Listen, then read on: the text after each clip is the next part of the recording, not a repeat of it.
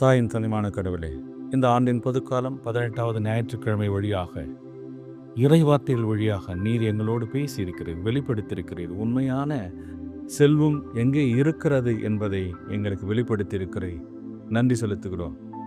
நாங்கள் ஞானத்தோடும் அறிவாற்றலோடும் திறமையோடும் உழைத்து சேர்த்து வைத்திருக்கிற அந்த செல்வத்தை நிலை வாழ்வை அடைய பயன்படுத்த எங்களுக்கு கிருபை தாரும். நாங்கள் வாழ்ந்து கொண்டிருக்கிற இந்த வாழ்க்கை உம்மை மையப்படுத்தியதாக இருக்க வேண்டும், என்னை மையப்படுத்தியதாக அல்ல. It's not the life that self centred, but the life that I live should be Christ centred. ஆண்டவரை உம்மை மையப்படுத்திய வாழ்வாக இருக்க கிருபை தாரும்.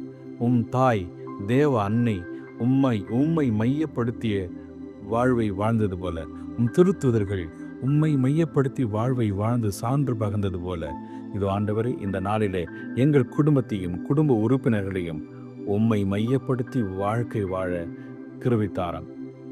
எங்கள் உழைப்பிற்காக நன்றி, நீர் எங்களுக்கு தந்த செல்வத்திற்காக நன்றி, நீர் எங்களுக்கு தந்திருக்கிற இந்த வாழ்க்கை என்னும் கொடைக்காக நன்றி. இந்த வாழ்வின் மூலமாய் உம்மை மகிமைப்படுத்த வேண்டும். இந்த வாழ்வின் மூலமாய் உம்மையும் எங்களுக்கு அடுத்திருப்பவரையும் நாங்கள் மாட்சிப்படுத்தவும் எங்களுக்கு கிருபை தாரும்.